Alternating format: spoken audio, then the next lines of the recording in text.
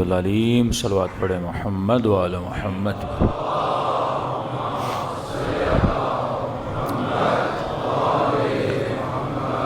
بسم اللہ الرحمن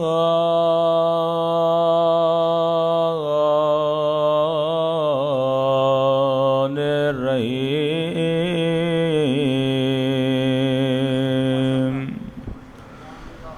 الحمد للہ رب العالمین۔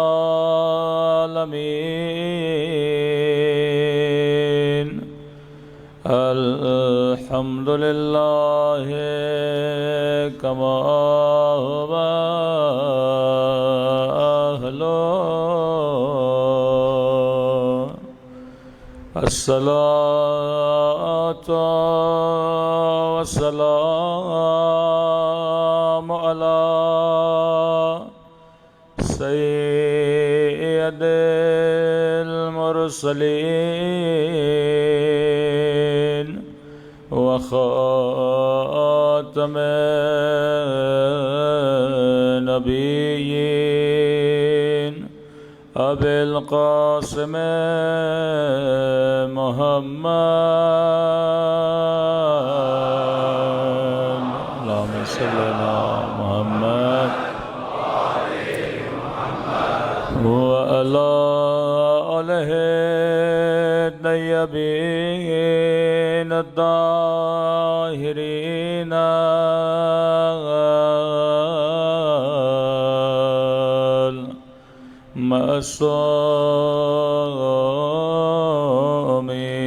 المعصومين۔ سب مل کے اپنے مولا کے رحمتی کی دعا۔ اللہم کل ولیک حجت ابن الحسن صلواتک علیہ وعلی آبائہ فی هذه الساعة وفي كل وليا وحافظا وقائدا ودليلا وأنا حتى تسكنه أرضك طوعا وتمتعه فيها طويلا برحمتك يا أرحم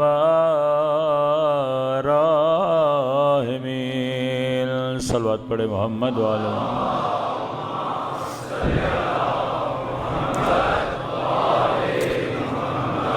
بسم اللہ الرحمن الرحیم۔ رب اشرح لی صدری ویسر لی امری واحلل عقدۃ من لسانی یفقہوا قولی۔ اما بعد فقط قال سبحانہ وتعالی فی محکم کتابہ یا ایہا الذین آمنوا اتقوا اللہ وکونوا مع الصادقین۔ صلوات پڑھے محمد وعلی محمد۔ محمد وعلی محمد۔ دعا ہے پروردگار عالم ان دنوں میں ہم سب کی عبادتوں کو اپنی بارگاہ عالی میں قبول فرمائے، اور جو مقصد زندگی، مقصد طہارت لے کر فرش عزا پہ آتے ہیں، خدا ان مقاصد میں بھی ہم سب کو کامیابیاں نصیب فرما دے۔ یقیناً فرش عزا فرش حصول روحانیت ہے، اور علماء فرماتے ہیں کہ کبھی بھی یہ مت سمجھا کریں کہ کربلا ایک تہوار ہے یا کربلا ایک فیسٹیول ہے یا کربلا صرف ایک یاد ہے کہ جس طرح دوسری قومیں اپنے بزرگوں کی یاد مناتی ہیں، کا نہیں، کربلا ایک ریولیشن کا نام ہے، کربلا ایک فکر کا نام ہے، کربلا ایک خاص طرز زندگی کا نام ہے کہ جو کربلائی بن جاتا ہے پھر وہ کبھی بھی کسی یزید کے سامنے جھکتا نہیں ہے۔ کربلائی کا مطلب یہ کہ جب کربلائی بندہ بن جاتا ہے تو لوگ خود کو اس سے کمپیئر کرنا شروع ہو جاتے ہیں کہ ہر زمانے میں حق و باطل کی پہچان کے لیے کسی نہ کسی کو معیار حق بنایا گیا کہ مثلا رسول خدا کے بعد امت جب انتشار کا شکار ہوئی تو نبی نے فرمایا کہ علی مع الحق والحق مع علی، علی حق کے ساتھ ہے اور حق علی کے ساتھ ہے۔ اور اگلا جملہ بڑا عجیب تھا، کہا یہ نہ دیکھنا کہ حق کہاں جا رہا ہے، یہ دیکھنا کہ علی کہاں جا رہے ہیں۔ تو یہاں پہ ذرا انسان کو سوچنا چاہیے کہ علی اور حق دو الگ حقیقتوں کا نام ہے کہ یہ نہ دیکھنا کہ حق کہاں جا رہا ہے، یہ دیکھنا کہ علی کہاں جا رہے ہیں۔ اور پھر نتیجہ دیا کیونکہ جہاں علی جائیں گے وہیں پر حق چلا جائے گا، مطلب علی کا قبلہ حق نہیں، حق کا قبلہ علی ہے۔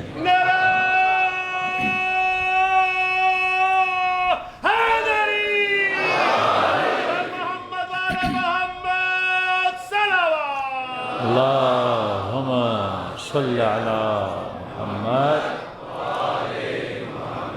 یعنی اگر حق کا بھی کوئی امام ہے تو وہ علی بن ابی طالب ہے۔ اب دیکھیے جب میں کہتا ہوں حق، جب میں کہتا ہوں باطل، تو آپ کے ذہن میں ایک تھیوری آتی ہے۔ جب میں نے کہا امامت تو آپ کے ذہن میں ایک تھیوری آ گئی، اور آپ سے پوچھا جائے گا کہ امامت کیا ہے تو جو سوچ آپ کے ذہن میں ہے آپ اسے بیان کریں گے۔ میں نے کہا باطل تو ایک سوچ آپ کے ذہن میں آ گئی، میں نے کہا حق ایک سوچ آپ کے ذہن میں آ گئی۔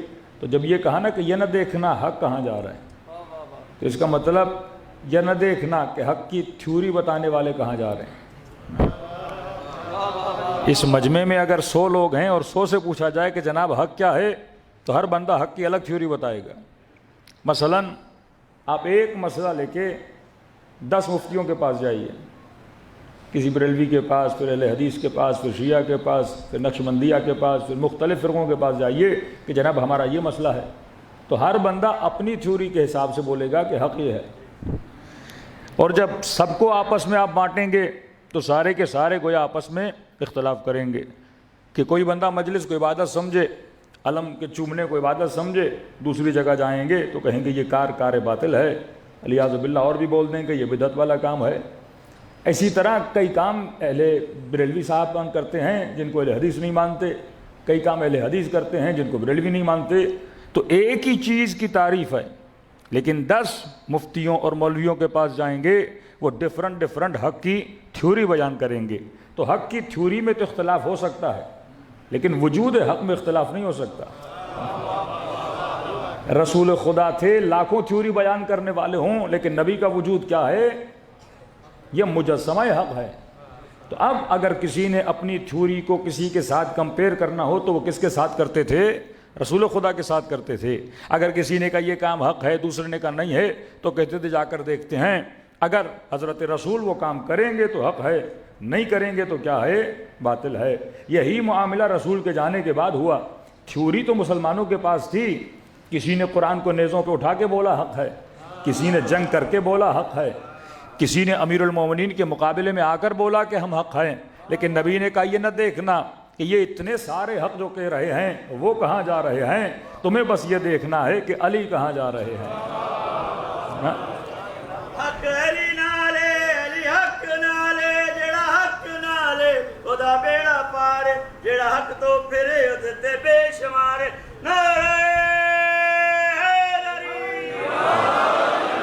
تو ہر زمانے میں کسی نہ کسی حق کے معیار کا ہونا ضروری ہے جس سے انسان ایک دوسرے کو کیا کرے؟ کمپیئر کرے۔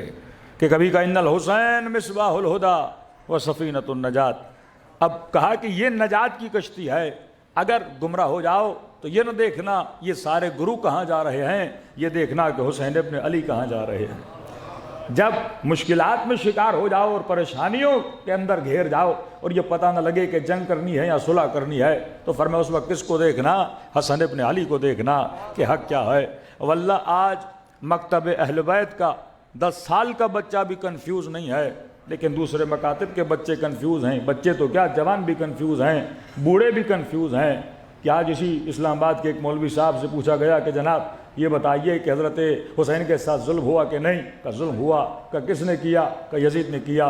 کہ پھر آپ لعنت بھیج دیجئے۔ کہ نہیں، لعنت ہم نہیں بھیج سکتے۔ مطلب اتنا پڑھ لکھ کر بھی، کتابیں پڑھ کے، حدیثیں پڑھ کے، یا آج تک کنفیوژن کا شکار ہے کہ میں نے لعنت بھیجنی ہے یا نہیں بھیجنی ہے۔ لیکن آپ کا 10 سال کا بچہ جو ہے اسے یہ پتا ہے کہ محبت کس سے کرنی ہے، نفرت کس سے کرنی ہے۔ آپ کے لیے صاف لائن کھینچ دی گئی ہے، اور یہی کنفیوژن انسان کو ڈپریشن سے نکال دیتا ہے، پریشانیوں سے نکال دیتا ہے۔ کہ آج تک ہم اس کنفیوژن کا شکار نہیں ہوئے کہ کس کو رضی اللہ کہنا ہے، کس کو رضی اللہ نہیں کہنا، کس کو ماننا ہے، کس کو نہیں ماننا، کس سے محبت کرنی ہے، کس سے محبت نہیں کرنی۔ کیونکہ رسول نے ایک لائن کھینچ دی، اور جس لائن کے جملے آپ زیارت عاشوراء میں دہراتے ہو کہ انی سلم لمن سالمکم وحرب لمن حاربکم، کہ مولا میں محبت اس سے کروں گا جس نے آل رسول سے محبت کی، اور میری دشمنی بھی اس سے ہے جس نے آل رسول سے دشمنی کی ہے۔ تو فرمایا اب کتنی بھی امت کنفیوژن کا شکار ہو جائے، لیکن علی کے چاہنے والے کنفیوژن کا شکار نہیں ہوتے، کیونکہ ہم نے معیار محبت اور معیار نفرت بتا دیا کہ محبت اس سے کرو جو آل رسول سے محبت کرے، اور نفرت اس سے کرو جو آل رسول سے نفرت کرے۔ صلوات پڑھے محمد و آل محمد۔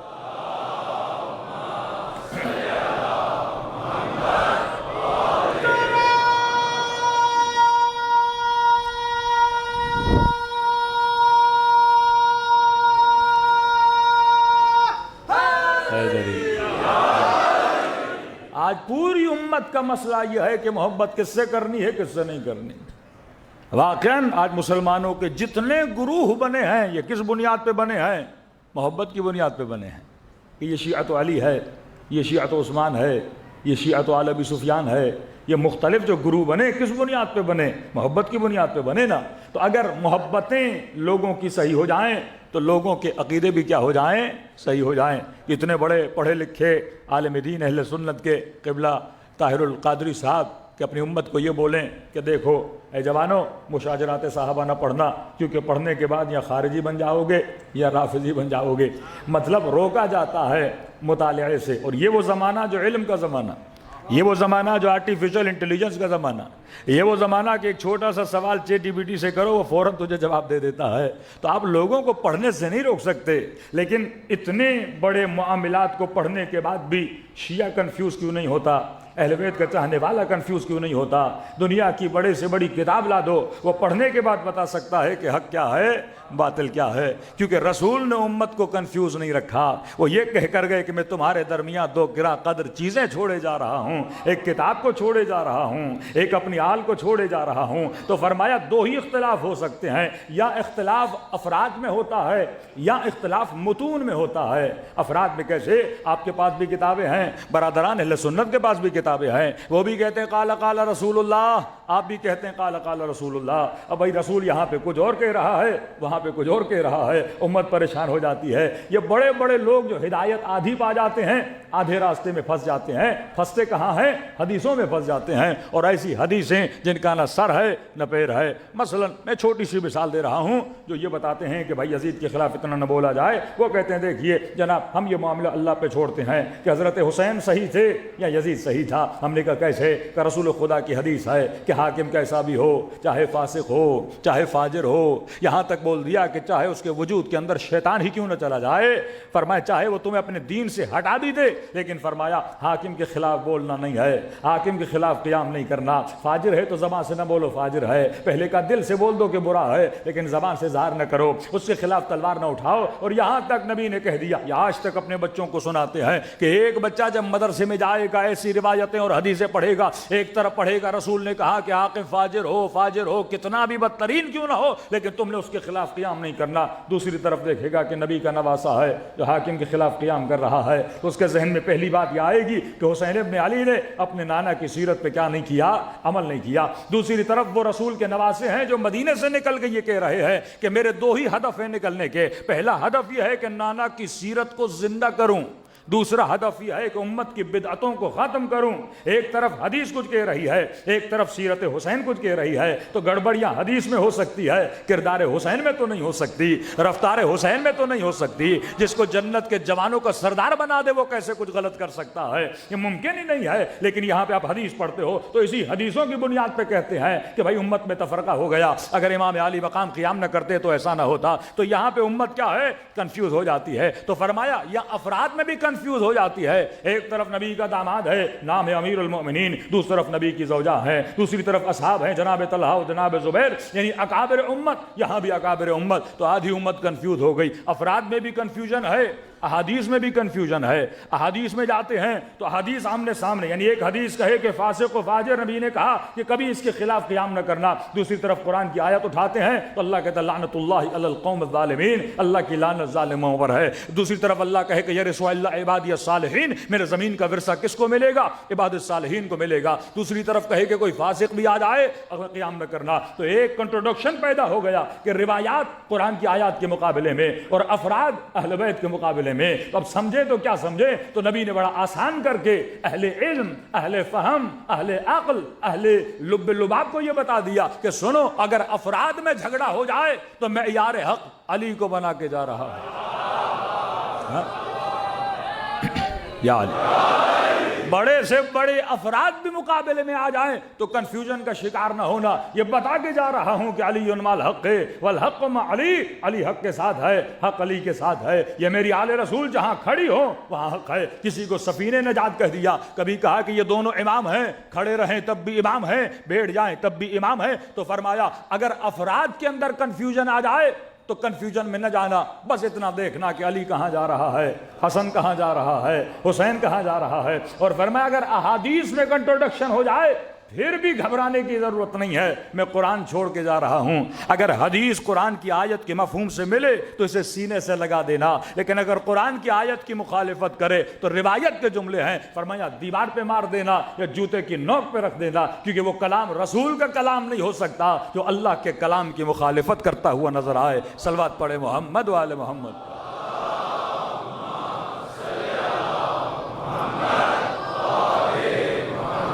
مطلب مسلمان اتنا باولا ہو جائے کہ یہ کہے کہ میں مفتی صاحب سے پوچھوں گا کہ یزید پہ لعنت کروں یا نہ کروں۔ کیا مفتی قرآن سے برتر ہے؟ کیا کلام خدا سے برتر ہے؟ جب خدا نے کہہ دیا کہ اللہ کی لعنت ہے ظالموں پر، اب چاہے ظالم کل کا ہو چاہے ظالم آج کا ہو، جہاں ظلم ہوگا وہاں رب کی لعنت آ جائے گی۔ اب یہ بتاؤ امام حسین کے اوپر جو ہوا کیا وہ ظلم نہیں تھا؟ ہر بندہ جو صاحب شعور ہے وہ بولتا ہے واقعاً فرزند رسول پہ ظلم ہوا، قتل کر دیتے تو بولتے چلو بڑوں کی جنگ تھی، 6 مہینے کے بچے کے گلے پہ تیر چلانا، ہاں ماؤں بہنوں کے سروں سے چادروں کو اتارنا، 4 سالہ بچی کو تماچے مارنا، کربلا اس سے کھلا کوئی آئینہ تو نہیں ہو سکتا۔ تو فرمایا یہ ظلم ہے، اور واللہ اگر اہل بیت کے چاہنے والے نہ ہوتے آج دنیا ظلم کو بھول جاتی، جس طرح غدیر کو بھول گئی، جس طرح علی کو بھول گئی، جس طرح فضیلت آل رسول کو بھول گئی۔ تو یہ مجلس امام حسین وقت کے ظالموں کے چہروں پر بھی تماچا ہے اور سوئی ہوئی عقلوں کو بیدار کرنے کا بھی ذریعہ ہے کہ آؤ مجلس حسین میں، حسین تیری سوئی ہوئی فکر کو بیدار کرنا چاہتے ہیں۔ صلوات پڑھے محمد و آل محمد۔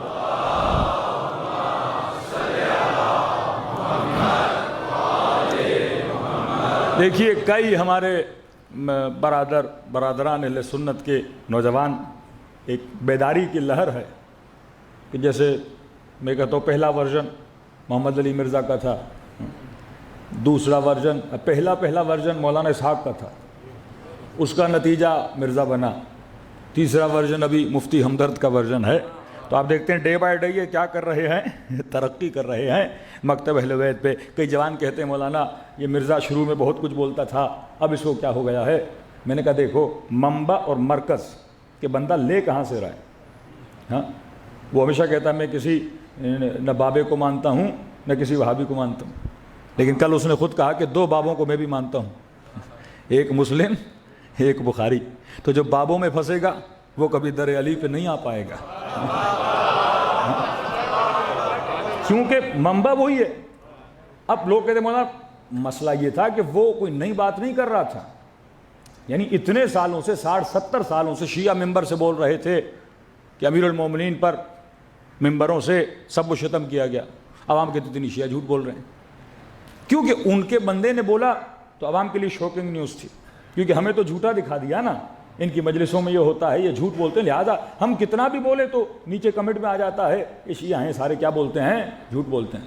جب اپنا ان کا سچ بولے تو پھر ان کی نسلوں نے اسے کیا مانا، سچ مانا. اس نے کوئی نئی بات نہیں کی، وہی چیزیں جو ان کی کتابوں میں لکھی ہوئی ہیں وہ ان کے سامنے لا کے کھڑی کر دی. لیکن اٹک کہاں جاتا ہے؟ پھر اسی بخاری اور مسلم میں یہ روایتیں بھی موجود ہیں کہ حاکم فاجر ہو، فاسق ہو، شرابی ہو، اللہ کے دین پہ نہ چلنے والا ہو، لوگوں کے دین کو تباہ کرنے والا ہو، لیکن آپ کو حق نہیں اس حاکم کے خلاف کیا کرو، قیام کرو. کبھی کا حاکم سائے خدا ہے زمین پر، کبھی کا حاکم بالکل اسی طرح ہے اللہ کا نیزہ ہے زمین پر، کیسا بھی ہو، کالا ہو، حبشی ہو، غلام ہو، بدتر ہو، جو بھی ہو، تمہیں حق نہیں اس کے خلاف کیا کرو، قیام کرو. تو یہ کون سی فکر آ گئی؟ فکر بنو امیہ آ گئی. اب جب آپ نے 2 کتابوں کو اپنا بابا بنا دیا، جو وہ کہیں گے آپ کہو گے سچ ہے. اور روایتوں کو کنیکٹ کیا کس کے ساتھ؟ کبھی کنیکٹ کیا ابن عباس کے ساتھ، کبھی کنیکٹ کیا ابو ذر غفاری کے ساتھ، یہاں تک کہ بعض روایتوں کو کنیکٹ کیا امیر المومنین کے ساتھ. کیونکہ دشمن جو روایتوں کو جعل کر رہا تھا، جھوٹی روایتیں بنا رہا تھا، اسے پتا تھا جب تک سورس مضبوط نہیں بناؤں گا کوئی نہیں مانے گا. اب بھائی کسی روایت پر ابو ذر غفاری کا فنگر تو نہیں لگا کہ ہم ویریفائی کریں کہ ابو ذر نے کہا ہے کہ نہیں. کسی روایت پر امیر المومنین کا کوئی انگوٹھا تو نہیں لگا کہ ہم بتا سکے کہ امیر المومنین نے کہا ہے کہ نہیں. تو روایتوں کی ویریفیکیشن کہاں سے ہوتی ہے؟ قرآن سے ہوتی ہے. روایت کچھ بھی کہے، آپ دیکھو مفہوم قرآن کے ساتھ ملتی ہے کہ نہیں. روایت کہہ رہی ہے فاسق ہے، فاجر ہے، آپ کے لیے اس کی اطاعت کرنی ہے. اطیعوا اللہ واطیعوا الرسول واولی الامر منکم، اولی الامر جو بھی ہو جائے آپ نے کیا کرنی ہے، اس کی اطاعت کرنی ہے. ایسا بھی شہباز شریف ہیں تو سارے مسلمانوں کو کیا کرنی ہے، ان کی اطاعت کرنی ہے. اب کہیں صحیح کہیں غلط کہیں آپ نے کیا کرنی ہے، اطاعت کرنی ہے. اور ہم نے ممبر سے 2 غلط لفظ ان کے لیے بول دیے تو کہیں گے کہ جناب کیا ہیں، واجب القتل ہیں، کیونکہ آپ نے خلیفے کے خلاف کیا کیا ہے، زبان کھولی ہے. یہی فتاویٰ کہ آپ کبھی بھی بہت بڑی مکاتب اہل سنت میں، معاشرہ اہل سنت میں، حکومت اہل سنت میں، پورے عالم اسلام میں دیکھ لیں آپ کو ریولوشن نظر نہیں آتی. ساری ریولوشنیں مکتب اہل بیت میں کیوں ہیں؟ کہ آج استعمار کے مقابلے میں اگر کوئی کھڑا ہے وہ شیعہ کیوں کھڑا ہے؟ یعنی آج بھی اسرائیل کے مقابلے میں، آج بھی اگر امریکہ کی آنکھوں میں آنکھیں ڈال کے کوئی بات کرتا ہے وہ علی والا کیوں کرتا ہے؟ ان کے بڑے بڑے علماء ڈاکٹر اسرار جیسے آج بھی دیکھیں نسل کیا کہہ رہی ہے، بھائی آج کون کھڑا ہے استعمار کے مقابلے میں؟ یہ شیعوں کا کمال نہیں ہے، یہ راہ حسین ہے، یہ تربیت امام حسین ہے کہ جب غلط دیکھو تو غلط کو غلط کہو، صحیح کو صحیح کہنے کی جرت پیدا کرو. انہوں نے گویا اپنی نسلوں کی غیرت کی رگ ہی کاٹ دی، یہ کہہ کر کہ حاکم کوئی بھی ہو آپ نے اس کے خلاف نہیں بولنا. بھائی پھر امر بالمعروف کا کیا ہوگا، نہیں عن المنکر کا کیا ہوگا؟ کہ ایسے معاشرے جس میں 100 سال حدیثوں پہ پابندی ہو، ایسے حکمران آ کر مسلمانوں پہ بیٹھے، وہ بنو مروان ہوں یا بنو عباس ہوں، جنہوں نے امر بالمعروف پہ اسلامی معاشروں میں پابندی لگا دی. یعنی آپ اگر کسی کو کہتے جناب متقی بن جاؤ، پہلی تقریر عبداللہ ملک مروان نے پہلی تقریر جو کی تھی وہ یہی تھی، اور پہلا خطبہ جو دیا تھا وہ یہی تھا کہ اے لوگوں میں نے سنا ہے کہ تم لوگوں کو تقویٰ کا درس دیتے ہو اور تمہارے اندر خود تقویٰ نہیں ہے، اور آج کے بعد اگر کسی نے مجھے کہا کہ متقی بن جاؤ تو میں اس کا سر کیا کر دوں گا، قلم کر دوں گا. کمپلیٹلی سیکولرزم، تمہیں جو بننا ہے بنو، لیکن کسی کو نہ کہو کہ اس نے کیا بننا ہے. تم نے حجاب کرنا ہے کرو، لیکن تمہیں یہ حق نہیں کسی کو بولو کہ بھائی حجاب واجب ہے آپ بھی حجاب کو کریں. تو فرمایا نہیں، آپ نے جو بننا ہے بنے، لیکن آپ کو حق نہیں کہ حاکم کو ٹوکیں، حاکم کو بولیں، حاکم کو امر بالمعروف کریں، حاکم کو بتائیں کہ برائی کیا ہے اور اچھائی کیا ہے. اسلام میں امام حسین نے ایک پریشر گروپ بنایا، ایک ایسا گروپ جن سے کربلا کے واقعے بعد ہر حاکم ڈرتا تھا کہ اگر ہم یہ کریں گے تو یہ گروپ کھڑا ہوگا. اور تبھی ہر زمانے میں یہ جو پریشر گروپ تھا، اب آپ تصور کریں کہ امام حسین کے بعد کسی امام نے قیام بالسیف نہیں کیا، تلوار کی کوئی لڑائی نہیں ہے. معصوم اپنے گھر میں ہیں، درس دے رہے ہیں، اپنے شیعوں سے مل رہے ہیں، لیکن ذرا 5 منٹ کے لیے سوچیے تو صحیح، پھر معصومین کو قتل بھی کیا جاتا تھا. ایک امام تلوار نہیں اٹھا رہا، لشکر نہیں بنا رہا، لشکر کشی نہیں کر رہا، حاکم کے خلاف قیام بھی نہیں کر رہا، پھر اس امام کو شہید کیوں کیا جا رہا ہے؟ کیونکہ اس معاشرے کا جو مؤمنین کا پریشر گروپ تھا وہ کون تھے؟ معصومین علیہ السلام. جس طرح ہر اسمبلی میں ایک اپوزیشن ہوتی ہے، اہل بیت نے فسق کے خلاف اپوزیشن کا کردار اپنایا، فجور کے خلاف اپوزیشن کا کردار اپنایا. حاکم کتنا بھی نیک بن جاتا تھا کہتے تھے آپ جعفر صادق جیسے نہیں بن سکتے. حاکم کتنا بھی عدالت مند بننا چاہتا تھا لیکن کہتے تھے آپ کی عدالت علی جیسی نہیں ہو سکتی، آپ کا علم اہل بیت جیسا نہیں ہو سکتا، آپ کی درس و تدریس اہل بیت جیسے نہیں ہو سکتی. تو بار بار کس کے ساتھ کمپیئر کرتے تھے؟ آل رسول کے ساتھ. اور جب کمپیئر ہوتے تھے تو یہ رسوا ہو جاتے تھے، اور جب رسوا ہوتے تھے ان کو غصہ آتا تھا کہ یہ نہ رہیں تو پھر ہماری عزت رہے گی، یہ رہیں گے تو معاشرہ ہماری عزت نہیں کرے گا. اور کیا کمال ہے، آج یہ سارے دشمنان اسلام کیا کہتے ہیں کہ ہمیں مسئلہ کن سے ہے؟ شیعوں سے ہے. سارے ہمیں ماننے کے لیے تیار. اسرائیل کہتا ہے. یہ بڑے عجیب ہیں جو لوگوں کو بار بار کیا کرتے ہیں؟ جگانا شروع کر دیتے ہیں. تو یہ نہ ہو تو ہمارے مسئلے حل ہو جائیں. کہتے ہیں یہ شیعہ رہیں گے تو ہمارے مسئلے بھی باقی رہیں گے. ہر بندہ اسرائیل کو ایکسیپٹ کرنے کے لیے تیار ہے. کون ایکسیپٹ نہیں کر رہا؟ علی کے ماننے والے ایکسیپٹ نہیں کر رہے. یہ جرت، یہ جو روش امام حسین ہے، اس نے ایک نیا اسلام کا ورژن پیدا کیا واقع کربلا کے بعد. وہ ورژن یہ تھا کہ حاکم فاسق و فاجر ہو، آپ نے اس کے خلاف کیا کرنا ہے؟ قیام کرنا ہے. یہی مائنڈ سیٹ آپ کو زیدیہ میں نظر آتا ہے، یہی مائنڈ سیٹ اثنا عشری شیعوں میں نظر آتا ہے. وہ لبنان ہو، وہ یمن ہو، وہ ایران ہو، وہ عراق ہو، تو پریشان ہو جاتے ہیں. 2-3% شیعہ بھی نہیں تھے سیریا میں. یعنی یہ ان کے لیے ایک بہت حیرت اور تعجب کا مقام تھا کہ ایک ایسا ملک جس میں 3% شیعہ ہے. اور نعرہ وہاں پہ کیا مارا کہ سب سے بڑا فساد جو سیریا میں ہے اور کوئی نہیں. کہا کہ یہ علی کی بیٹی کا روزہ ہے، یہ بدعت گاہ ہے، یہاں پہ آتے ہیں، یہ روزوں پہ سجدے کرتے ہیں اور عبادتیں کرتے ہیں، اس کو ہم گرا دیں گے تو سیریا کیا ہو جائے گا؟ لیاذ باللہ پاک ہو جائے گا. کتنا زور لگایا لیکن سیدہ زینب کے روزے کو کچھ نہ کر سکے، نہ کچھ ان کو ملا. یہ کس کی سوچ ہے؟ یہ امام حسین کی سوچ ہے. اگر یہ سوچ نہ ہوتی ہم کبھی بھی اپنا دفاع نہ کر پاتے. جس قوم میں شہادت کا جذبہ ہو، جو قوم فرمائے ہمارے شیعوں کی نشانی یہ ہے کہ جب یہ سبیل اللہ پہ چلتے ہیں تو یہ کبھی نہیں گھبراتے کہ موت ان پر آ جائے یا موت پر یہ آ جائیں. جناب نافع ابن ہلال لشکر یزید کو مخاطب کر کے کہتے ہیں کہ مجھے پہچانو، انی علی دین علی ابن ابی طالب، میں وہ ہوں جو علی کے دین پہ چلنے والا ہوں.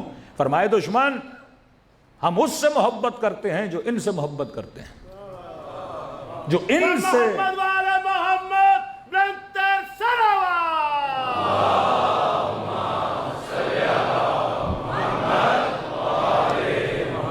میدان میں کھڑے ہو کر کہا کہ میں علی کے دین پر ہوں، اور اپنی تولا اور تبرہ بھی بتائی. کہا کہ جو ان سے، امام حسین کی طرف اشارہ کیا، جو ان سے نفرت کرتا ہے ہم ان سے نفرت کرتے ہیں، جو ان سے محبت کرتا ہے ہم ان سے محبت کرتے ہیں. پھر فرمائے دشمن تم ہمیں موت سے ڈراتے ہو، ہمیں کوئی کراہت نہیں کہ ہم رب کی ملاقات کے لیے جائیں. مارنا ہے مارو، کیا ہوگا؟ زیادہ سے زیادہ اللہ کی ملاقات کے لیے چلے جائیں گے. اور فرمایا ہم تو مشتاق ہیں جتنا جلدی ہو سکے رب کی ملاقات کریں اور رسول کی زیارت کریں اور علی کی ہم نشینی حاصل کریں. صلوات پڑھیں محمد والے محمد.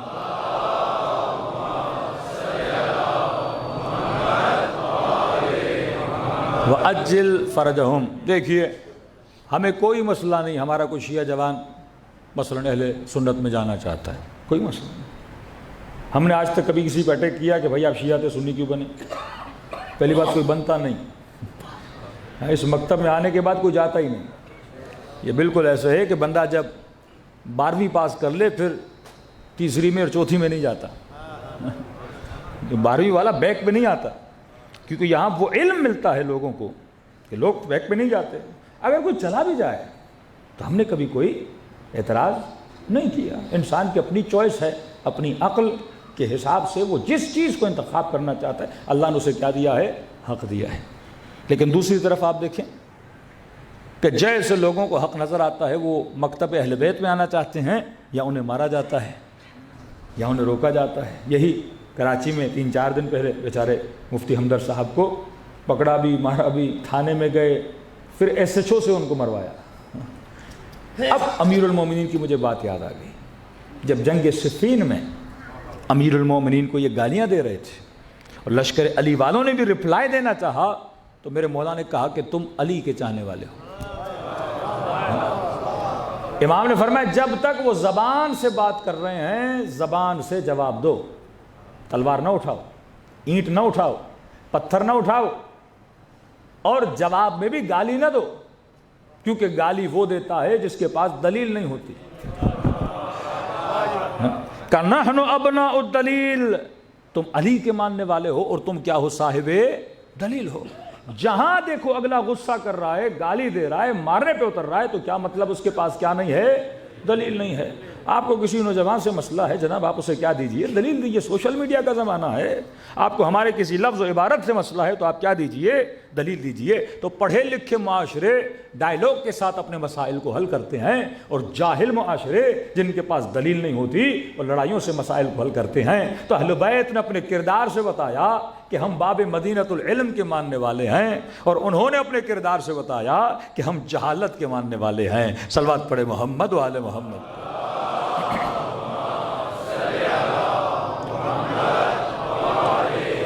محمد عجل فرجم۔ آج کیونکہ پہلی مجلس ایک تمہید ہے، ٹاپک ہمارا انشاءاللہ جو 2 ٹاپکس ہیں، لیکن میں چاہ رہا ہوں 5 مجالس میں ذرا ایک اچھا نتیجہ آپ لوگوں کو دیا جائے۔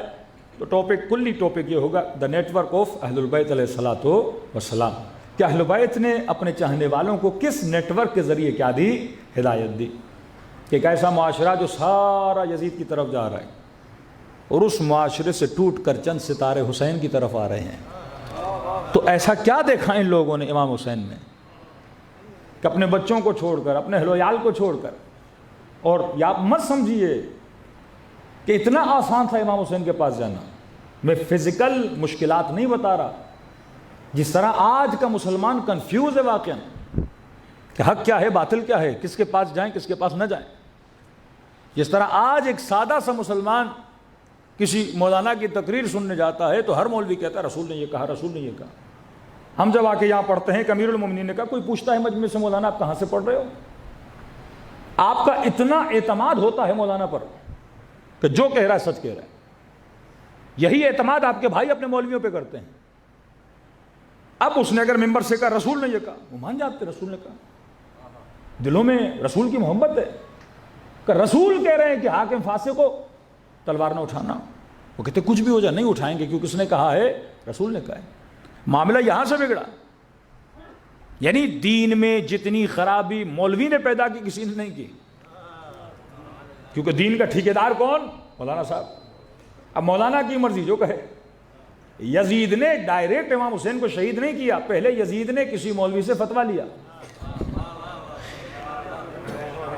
تاکہ امت اگر پوچھے کہ یزید کیسے شہید کر رہا ہے فرزند رسول کو، کہ بھئی میں تھوڑی کر رہا ہوں، قاضی القضات، یہ قاضی صاحب ہیں، یہ پاکستان کے سمجھو مفتی صاحب ہیں، اور سب سے بڑے مفتی، انہوں نے لکھ کے دیا ہے رسول کے اس فرمان کے مطابق کہ وقت کے حاکم کے خلاف قیام نہیں ہو سکتا، جماعت امت سے الگ نہیں ہو سکتے۔ یہ لفظ جماعت کہاں سے آیا؟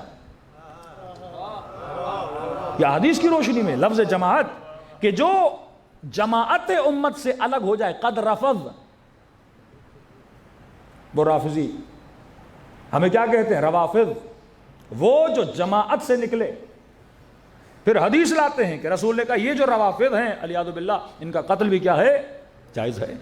جو حاکم کی بیعت کرے اور بیعت توڑے، چاہے کوئی بھی ہو، اس کا قتل کیا ہے؟ جائز ہے۔ روایتوں کو مبنا بنا کے قتل کیا جاتا ہے۔ بھئی پاکستانی اس سے زیادہ، یعنی یہ واحد قوم ہے پاکستانی جو رسول کی ہسٹری کو سمجھ سکتی ہے، اسلام کی ہسٹری کو۔ آپ کیا کسی کو پکڑنا ہو پہلے کیا بناتے ہیں؟ قانون۔ FIR بغیر قانون کے تو کٹتی نہیں، پہلے بناؤ قانون، پھر اس قانون کے تحت اس کو پکڑنا ہے، اس کو پکڑنا ہے۔ اب بڑی آسانی سے کیا کر سکتے ہو؟ پکڑ سکتے ہو۔ قاضی فتویٰ کس چیز کی بنیاد پہ دیتا ہے؟ قانون کی بنیاد پہ۔ اب قانون بنانے والے کی نیت کیا تھی یہ نہیں پتا، کیوں بنایا یہ نہیں پتا. انہوں نے کہا قانون بنانے والا خدا اور رسول. اب رسول دنیا میں نہیں رہے، فیکٹری لگا دی حدیثوں کی کہ جناب بخاری جب یہ کتاب لکھتے ہیں صحیح بخاری کہ آپ جا کے پڑھیے، کہتے ہیں میں نے 6 لاکھ حدیثوں کو چھان کر 6 لاکھ حدیثوں کو چھان کر یہ اپنی صحیح بخاری لکھی ہے. تو 6 لاکھ کا عدد سن کے آپ کو اندازہ ہوگا کہ کتنی جعلی حدیثیں امت میں آ چکی تھی. اب ظاہر ہے وہ جناب مسلم ہو یا جناب بخاری معصوم تو نہیں ہے. انہوں نے جتنی کوشش کی اور جن روایتوں کو صحیح مانا ان روایتوں کو اپنی کتاب میں کیا کر دیا، جمع کر دیا. وہ ریفرنس دیکھتے تھے، کوئی روایت ابو ذر سے، ابو ذر موثق ہے، علی سے ہے، علی امیر المومنین موثق ہیں، پہلے خلیفے سے ان کے لیے موثق ہیں. تو موثقین سے انہوں نے لیا. اب اس موثق کو کس نے جوڑا ان کو نہیں پتا. ایک پوری لائن ہوتی ہے نا، لائن میں آپ کسی اچھے بندے کو لاؤ ریفرنس دینے کے لیے، کہ کوئی بولے کہ مولانا فلاں جگہ پہ یہ واقعہ ہو گیا، تو آپ کہیں گے خبر لانے والا کون ہے. تو کسی نے کہا مسجد کے مولانا نے بتایا، تو آپ نے کیا کر دی، تصدیق کر دی. کل آپ کو پتہ چلا نہیں کوئی شرابی کبابی ہے وہ دیر، آپ نے کہا شاید نشے میں بول رہا ہے، واقعہ ہوا کہ نہیں ہوا. اسی طرح اخبار کو دیکھا جاتا تھا کہ صحیح کیا ہے غلط کیا ہے. لیکن مضبوط ترین سلسلہ خدا نے جسے دیا ہے، جس کو خود برادران اہل سنت مانتے ہیں، کہتے ہیں اہل بیت کا جو سلسلہ ہے وہ سلسلۃ الذہب ہے. پر محمد والے محمد لگتر صلوات.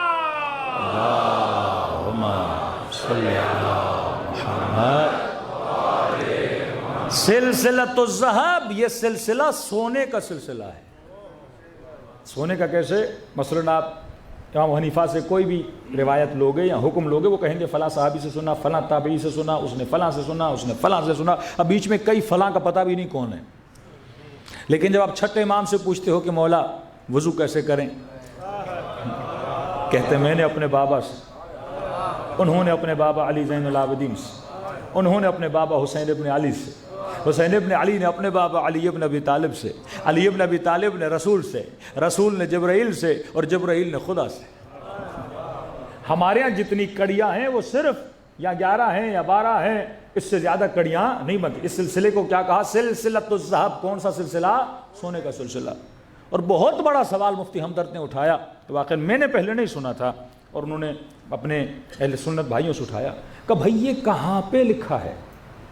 یعنی قرآن کی کوئی آیت ہے، کوئی حدیث ہے رسول کی کہ میں نے فقہ جو لینی ہے مثلا امام حنبل سے لینی ہے، دوسرے سے نہیں لے سکتا، یا میں نے فقہ امام مالک سے لینی ہے، تیسرے سے نہیں لے سکتا، یا میں نے فقہ امام حنیفہ سے لینی ہے، کسی اور سے نہیں لے سکتا. کہ یہ ہمیں کس نے پابند کیا ہے کہ ہم صرف 4 اماموں سے فقہ لے سکتے ہیں اور جعفر صادق سے نہیں لے سکتے؟ مطلب کس نے؟ میں نے مسلمان نے جاننا ہے کہ میرا رسول وضو کیسے کرتا تھا. یہ کس نے مجھے کہا کہ میں ان جناب سے صرف پوچھ سکتا ہوں کہ رسول وضو کیسے کرتے تھے، لیکن نواز رسول سے نہیں پوچھ سکتا. یہ جو فکر ہے نا کہ معصوم فرماتے ہیں اگر کسی کو ہدایت دینی ہے پہلا کام یہ ہے کہ اس کے ذہن میں سوال پیدا کرو. سوال آیا تو وہ کھودنا شروع کر دے گا اور جاتے جاتے بالآخر وہ حقیقت تک پہنچ جائے گا. لیکن جس کے ذہن میں سوال ہی نہیں وہ حقیقت تک کیسے پہنچے گا؟ آپ کے بڑے بڑے علماء اسی طرح تبلیغ کرتے تھے، کیونکہ ایک صفت ہے، کل انشاءاللہ صفات پہ گفتگو کریں گے. وہ صفت ہوتی تھی مومن، معصوم فرماتے مومن نہیں بن سکتا جب تک صاحب بصارت نہ ہو. بصیر جو ہوتا ہے اسے حق و باطل کے پہچاننے کی کیا ہوتی ہے؟ شناس ہوتی ہے. اس کے پاس ایک ہتھیار ہے جہاں سے وہ حق و باطل پہچان سکتا ہے. یہ بہت بڑے آپ کے عالم دین غالباً شاہ فیصل کے زمانے میں یا اس سے بھی پہلے سعودی عرب گئے حج کے لیے. غالباً آغا امینی تھے یا آغا محسن الحکیم، یہ دقیقاً یاد نہیں.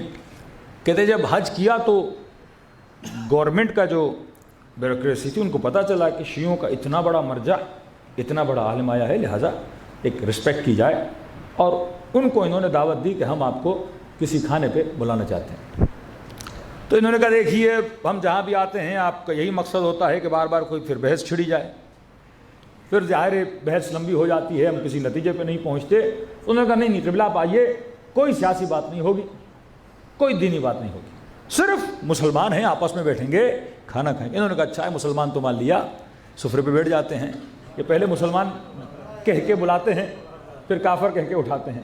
تو انہوں نے کہا ٹھیک ہے آ جائیے کوئی بات نہیں, کیونکہ نحن ابناء الدلیل نا, ہم کبھی بھی بحث و مباحثے میں ان باتوں میں گھبراتے نہیں. موٹی موٹی باتیں قرآن سے لو, اور اگر حق کو پہچانا ہے تو کوئی, اب امت اگر کنفیوژن میں رہے گی تا قیامت کنفیوژن میں, آپ کا رستہ تو بالکل کلیئر ہے نا. انی سلم لمن سالمکم حربون لمن حربکم, مسئلہ ہی حل کر دیا آل رسول نے. کہتے میں سفرے پہ گیا, بڑے بڑے مفتی, بڑے بڑے مولوی, کوئی یونیورسٹیز کے مدارس کے بڑے سفرے پہ بیٹھے ہوئے ہیں, سمجھو اہل علم جو حدیث کو جانتے تھے, مکے کے مدینے کے, حافظان بخاری مسلم, حافظان قرآن, قاریان قرآن, سارے بیٹھے ہوئے ہیں. کہتے کھانا چلا, سب نے کھایا. جب کھانا ختم ہوا تو انہوں نے کہا دیکھیے قبلہ علماء کی محفل ہے تو ہم کوئی سیاسی بحث تو نہیں کرتے, لیکن کیا اچھا ہو جائے کہ وہ محفل کیسی جس میں ذکر رسول نہ ہو, وہ محفل کیسی جس میں کلام رسول نہ ہو. کہ انہوں نے کہا بسم اللہ, ہم کب منع کیا ہے کہ رسول کا ذکر نہ ہو. کہا دیکھیے ہم چاہتے ہیں جتنے مفتی حضرات صاحب بیٹھے ہیں, یہ بڑے بڑے جو اکابر ہیں, سب رسول خدا کی ایک ایک حدیث سناتے جائیں تاکہ محفل میں کیا ہو جائے, برکت آ جائے. انہوں نے کہا کوئی بات نہیں آپ سنائیں. تو ایک مفتی صاحب اٹھے, انہوں نے ایک حدیث سنائی, دوسرے اٹھے دوسری حدیث سنائی, تیسرے اٹھے تیسری حدیث سنائی. قبلہ کہتے ہیں میں نے محسوس کیا ساری حدیثوں کا ٹاپک ایک ہے, ساری حدیثوں کا ٹاپک ایک ہے کہ فلاں صاحب کو شیطان دیکھ کے بھاگ جاتا تھا, ملائکہ ان کو دیکھ کے رش کھاتے تھے, کوئی نبی ہوتا ان کے بعد فلاں نبی ہوتے. کہتے پڑھتے کہ میں نے کوئی بات نہیں پڑھے, کہ میری باری آئی. مطلب ان کو بھی پتا ہے کہ کس کو کیا اچھا لگتا ہے, کس کی کیا کمزوری ہے. انہوں نے کہا ہم تو گھبراتے نہیں ہیں, کہ بولے آپ بھی سنائی. اب جان بوجھ کے وہ پڑھ رہے ہیں تاکہ بحث کو کہیں لے لیا جائے. تو انہوں نے کہا ٹھیک ہے آپ نے ماشاءاللہ بڑی پیاری پیاری میٹھی میٹھی حدیثیں سنائی ہمیں. تو کہا کہ ایک حدیث ہم بھی آپ کو سناتے ہیں. اب اہل مکہ اہل مدینہ بڑے بڑے علماء بیٹھے ہیں. کہا رسول خدا کی حدیث ہے من مات ولم یعرف امام زمانہ مات میتۃ جاہلیہ, جو مر جائے اور وقت کے امام کو نہ پہچانے وہ جاہلیت کی موت مرا. تو جتنے مکے مدینہ کا قد صدق, سچ کہا رسول خدا نے, واقعاً یہ حدیث ہے. کہ آپ ماشاءاللہ اہل مکہ اہل مدینہ پڑھے لکھے مفتی صاحبان, کئی حدیث ہے آپ کی کتابوں میں. کہ الحمدللہ ہم مانتے ہیں, ہر فرد مانتا ہے. رسول نے فرمایا جس نے وقت کے امام کو نہیں پہچانا وہ جاہلیت کی موت مرا. کہ ہم سب پہچانتے ہیں, یہ بیٹھے ہوئے اوپر ہمارے حاکمان, ہمارے وقت کے امام ہیں, ہم ان کی معرفت رکھتے ہیں. ان لوگوں نے آج کی بات نہیں کر رہا, آپ نے بھی حدیثیں پڑھی ہیں, مجھے بس اتنا بتائیے کہ نبی کی بیٹی کا وقت کا امام کون تھا؟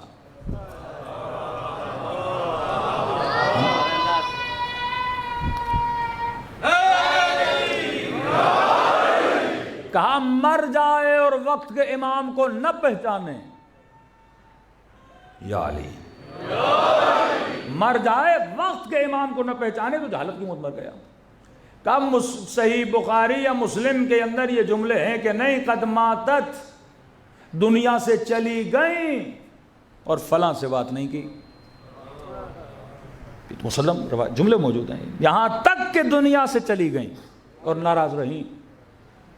اب میری سمجھ میں نہیں آتا, دو ہی ہیں, اگر پہچانا ہوتا تو امام سے کوئی ناراض نہیں ہوتا, اور اگر نہیں پہچانا تھا تو نبی کیا کہہ رہے ہیں, وہ جہالت کی موت مر گیا. کہ یہ تو نہیں ہو سکتا کہ نبی کی بیٹی بغیر معرفت کے دنیا سے چلی جائیں. تو دو ہی آپشن ہیں, یا ان کو امام نہیں مانا تھا جن کو آپ مانتے ہو, یا اس کو امام مانا تھا جس کا ہاتھ بلند کر کے نبی نے کہا من کنت مولا ہو فہذا علی مولا.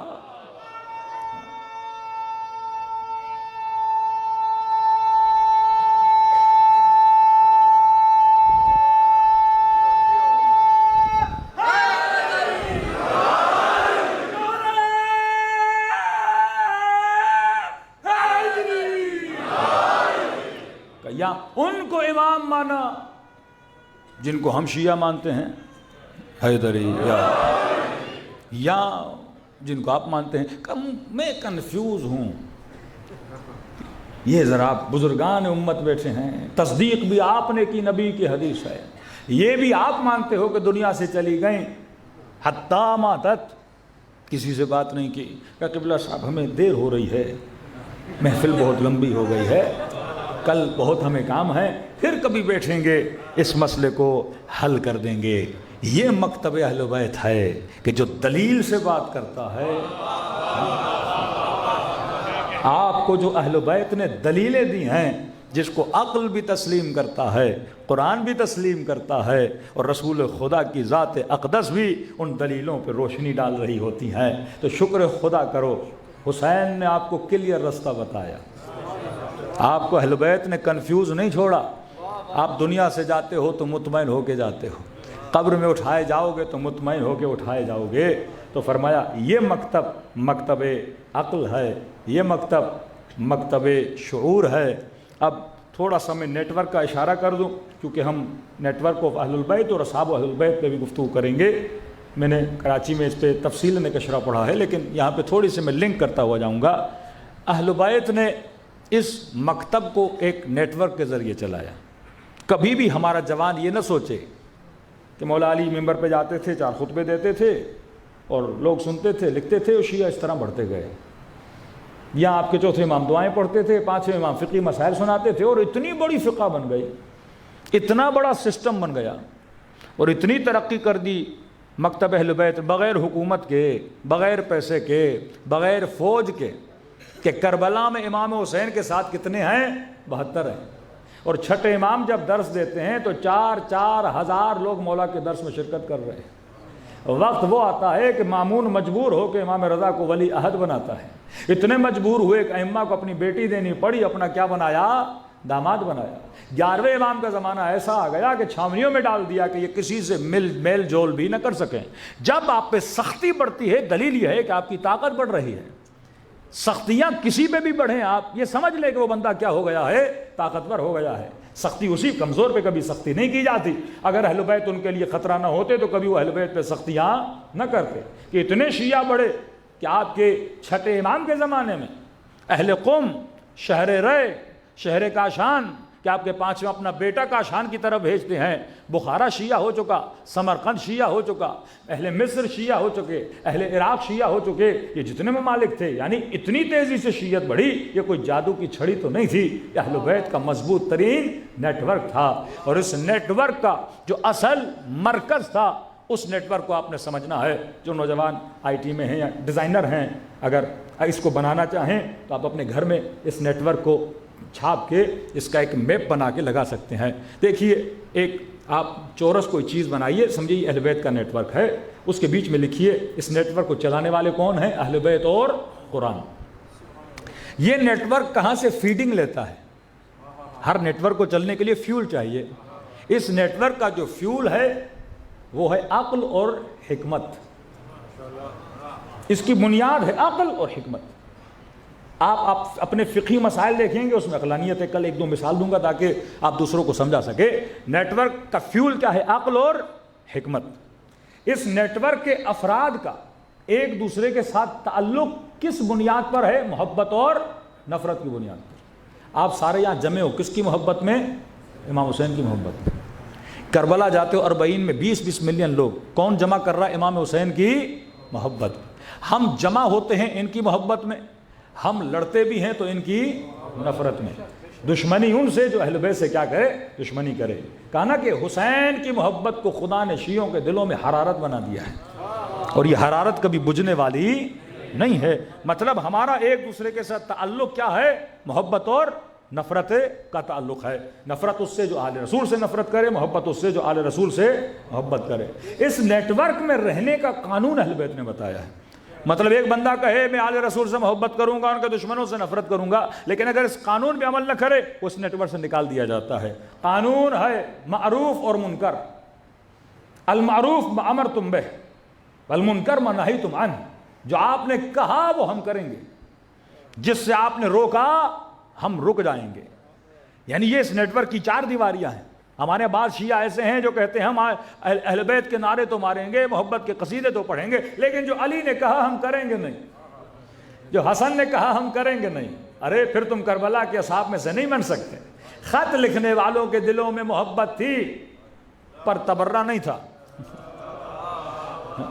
اور کئی ایسے تھے جیسے ابن مسعود، قاری قرآن ہے، بہت بڑے اکابر امت میں سے ہے، اس کے اندر تولا بھی ہے، تبرہ بھی ہے، لیکن معروف اور منکر نہیں تھا کہ امام حسین نے کہا میری مدد کے لیے آ، نہیں گئے اہل بیت کی مدد کے لیے۔ کئی ایسے لوگ تھے جو بیٹھ گئے، لیکن کئی ایسے لوگ تھے کمپلیٹ اگر اس نیٹ ورک کے اندر جان لانی ہے اور اس نیٹ ورک کا حصہ بننا چاہتے ہو، اشہد انک قد اقمت الصلاۃ وآتیت الزکاۃ وامرت بالمعروف ونہیت عن المنکر۔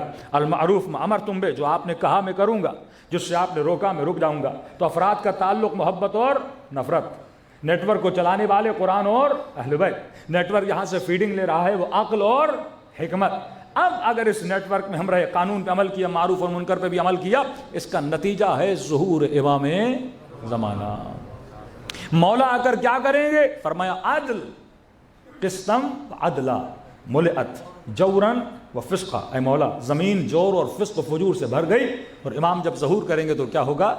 عدل اور انصاف زمین میں قائم ہو جائے گا۔ تو فرمایا اگر عدل اور انصاف چاہتے ہو اس نیٹ ورک کا حصہ بنو، اور تمہارے گھروں میں بھی عدل و انصاف آ جائے گا، تمہاری فکر میں بھی عدل و انصاف آ جائے گا، تمہاری زندگیوں میں بھی تعادل پیدا ہو جائے گا، اور خود دنیا بھی بن جائے گی اور انسان کی آخرت بھی بن جائے گی۔ صلوات پڑھے محمد و آل محمد۔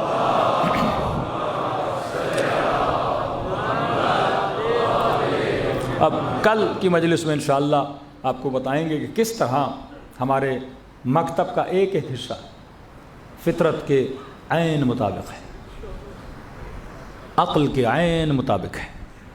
ایک طرف وہ نیٹ ورک جو کہے کہ رونا بدعت، باپ بھی مر جائے نہ رو، بیٹی بھی مر جائے نہ رو۔ معصوم نے ایک عجیب تقسیم بندی کی ہے، آنسوؤں کی تقسیم بندی۔ کون سے آنسو قابل تعریف ہیں، قابل تمجید ہیں، کون سے آنسو مذمت کے آنسو ہیں۔ ہر آنسو کی تعریف بھی نہیں ہے۔ ایک آنسو وہ جس کو سیدہ اپنے رومال میں لے لے، اگر مسلمان نسبتوں کو سمجھ جاتے۔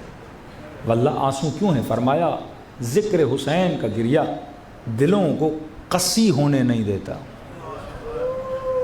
دلوں کی نرمی کا باعث بنتا ہے۔ اور اللہ کی آواز آتی ہے نا، میں کبھی بھی ایسے دل میں نہیں آتا جس دل میں قساوت ہے۔ فرمائے نا خدا جس کے دل سے اپنی محبت نکالتا ہے، دل کیا بنا دیتا ہے؟ قسی بنا دیتا ہے۔ اتنے قسی بن جائیں کہ فرزند رسول کے سینے پہ سوار ہو جائیں، اتنا قسی بن جائے 4 سالہ بچیوں کو تماچے مارے۔ یہ ذکر اہل بیت آپ کے دلوں کو کیا کر رہا ہے؟ زندگی دے رہا ہے۔ آج کیوں شیعہ فلسطین کے لیے بلب رہے ہیں، تڑپ رہے ہیں کہ ہم یہاں فلسطین دیکھتے ہیں یا ہمیں کربلا یاد آنے لگتی ہے۔ کربلا میں 6 مہینے کا بچہ تھا، اب دیکھ رہے ہیں گھر گر چکے، آوار کے نیچوں سے چھوٹے چھوٹے بچے نکالے جا رہے ہیں۔ یہ ظلم ہے۔ فرمایا کونوا للظالم خصما وللمظلوم عونا۔ ظالم کے لیے اپنے دل میں کیا پیدا کرو؟ دشمنی پیدا کرو۔ مظلوم کے لیے اپنے دل میں کیا پیدا کرو؟ محبت پیدا کرو۔ آج آپ کے دل نرم ہے نا، پریکٹیکلی اگر کوئی ان کی مدد کر رہا ہے، کون ہے؟ برملا ان کے رہبر کہہ رہے ہیں آپ یعنی شیعیان حسین ابن علی کا شکریہ ادا کر رہے ہیں۔ کس مسلم ملک کے سربراہ کا نام لے کے انہوں نے شکریہ ادا کیا؟ آپ شیعوں کا شکریہ ادا کیا کہ واقعاً آج بھی یزید کے مقابلے میں کوئی کھڑا ہے تو علی کے چاہنے والے کھڑے ہیں۔ یہ قوت تب آئے گی جب آپ کے دل نرم ہوں گے۔ دل نرم ہوتا ہے تو آپ کے اندر قربانی کا جذبہ پیش آتا ہے۔ کربلا میں دلوں کی نرمی تھی، اگر حر کا دل نرم نہ ہوتا کبھی حسین کے پاس نہ آتا، اگر وہب قلبی کا دل نرم نہ ہوتا کبھی یار و یاور حسین نہ بنتا۔ فرمایا قدر جانو ان آنسوؤں کی، یہ روح تمہاری روح کو زندگی دیتی ہے، گریہ امام حسین۔ تبھی میں ہر سال کہتا ہوں کہ فرمایا ہم اہل بیت کریم ہیں، اگر خلوص دل سے میرے جد حسین کو سلام کرو گے خدا تجھے ثواب زیارت حسین عطا کرے گا۔ دلوں کو کربلا کی طرف متوجہ کریں۔ دعا ہے خدا ہم سب کو زیارت ذریعہ حسین نصیب فرمائے۔ اور کبھی کبھی یہ سلام امام حسین کی زری کے سامنے بیٹھ کے اپنے آقا حسین کو دیں۔ لیکن فرمائے مومن اگر کربلا نہیں آ سکتے تو کیا ہوا، اپنے گھر میں بیٹھ کر جب دل تڑپے مجھ حسین کو سلام کرو، خدا تجھے ثواب زیارت عطا کرے گا۔ کیا مولا ایک سلام سے ثواب مل جاتا ہے؟ فرمایا ایک نشانی اگر تیرے اندر آ جائے۔ مولا کون سی نشانی؟ کہ اگر خلوص سے مجھ حسین کو سلام کرو، اگر نہ چاہتے ہوئے تیری آنکھوں سے آنسو آ گئے، یہ مت سمجھنا یہ تیرے آنسو ہیں، حسین نے تجھے تیرے سلام کا جواب بھیجا ہے۔ چوتھے امام فرماتے ہیں کثرت سے میرے بابا کو سلام کرو۔ کسی نے کہا مولا زیارت عاشورہ میں 100 سلام، اتنی تاکید کیوں ہے؟ کہا کیونکہ عاشورہ کے دن میرا بابا ترس گیا تھا، کہتے تھے اسے سلام نہ کرو، سلام مسلمانوں کو کیا جاتا ہے۔ کہ جب تو سلام کرتا ہے ہماری جد امجدہ کے کلیجے کو ٹھنڈک پہنچتی ہے۔ ارے کوئی تو ہے میرے حسین کو سلام کرنے والا، کوئی تو ہے میرے حسین کی مظلومیت پہ رونے والے۔ دلوں کو کربلا کی طرف متوجہ کریں، سلام خلوص سے دل سے اپنے آقا کو سلام کریں۔ السلام علی الحسین وعلی علی ابن الحسین وعلی اولاد الحسین وعلی اصحاب حسین کی صدا بلند ہو۔ السلام علی الحسین وعلی علی ابن الحسین وعلی اولاد الحسین وعلی اصحاب سب مل کے السلام علی الحسین وعلی علی ابن وعلی اولاد الحسین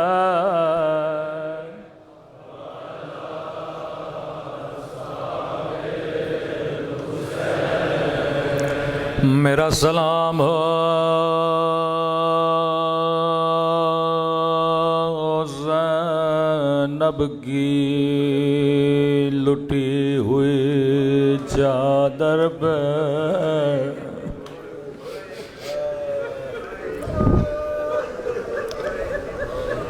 آج 11 محرم آج بیٹی کے پاس سینہ نہیں جس پہ وہ سونے کی یادی ہے، آج رباب کی گود میں علی اصغر نہیں،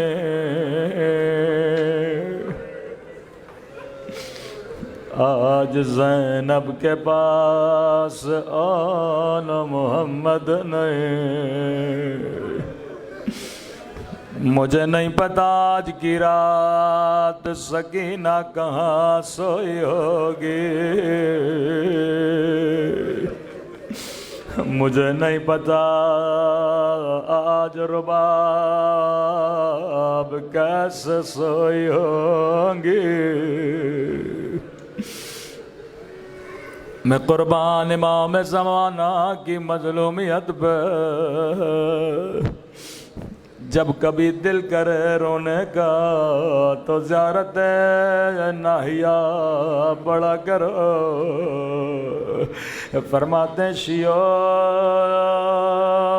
تو سن کے برداشت نہیں کرتا، لیکن میں نے یہ سارے منظر اپنی آنکھوں سے دیکھے۔ فرمایا میرا سلام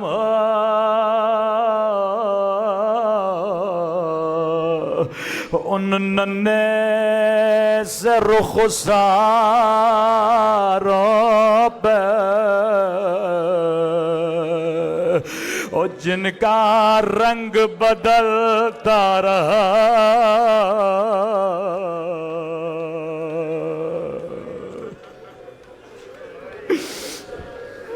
یہ نہیں کہا رنگ بدل گیا، بلکہ فرمایا بدلتا رہا۔ کبھی شمر کے تماچوں نے رنگ نیلا کیا، کبھی ظالم کے تماچوں نے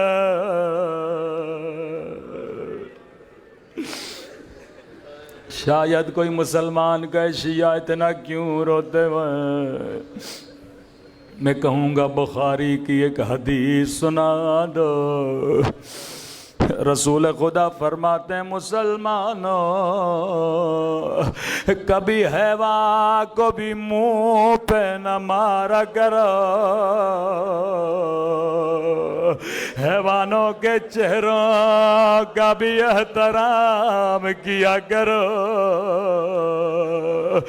امام زمانہ فرماتے میرا سلام اس 4 سالہ بچے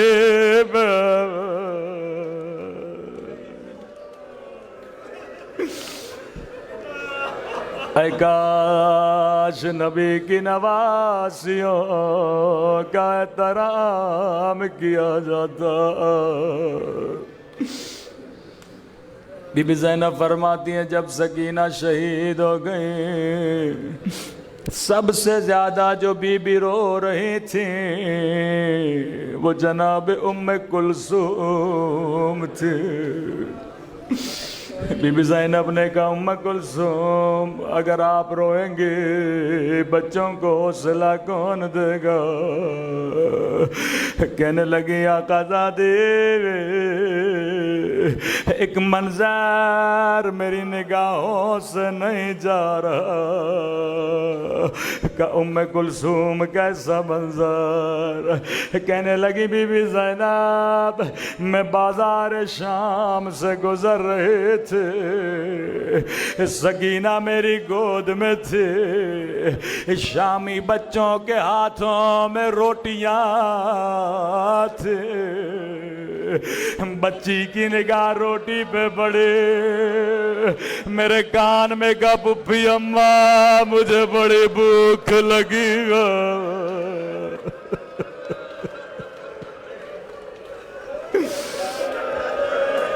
کا سکینہ دنیا سے چلے گئے، میں سکینہ کو روٹی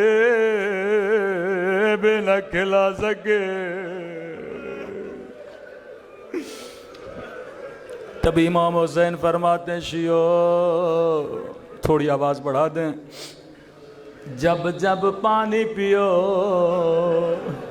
میری سکینہ کو یاد کیا کرو۔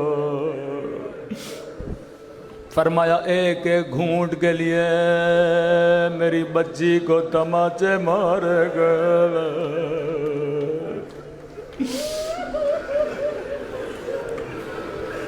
شیخ عباس قمی کے بیٹے فرماتے ہیں میں بیمار تھا، خواب میں رسول خدا آئے، فرمایا شیخ علی مجھے حسین کی بیٹی کے مصائب سنا۔ میں نے کہا یا رسول اللہ بیمار ہوں، میرے گلے میں کینسر ہے۔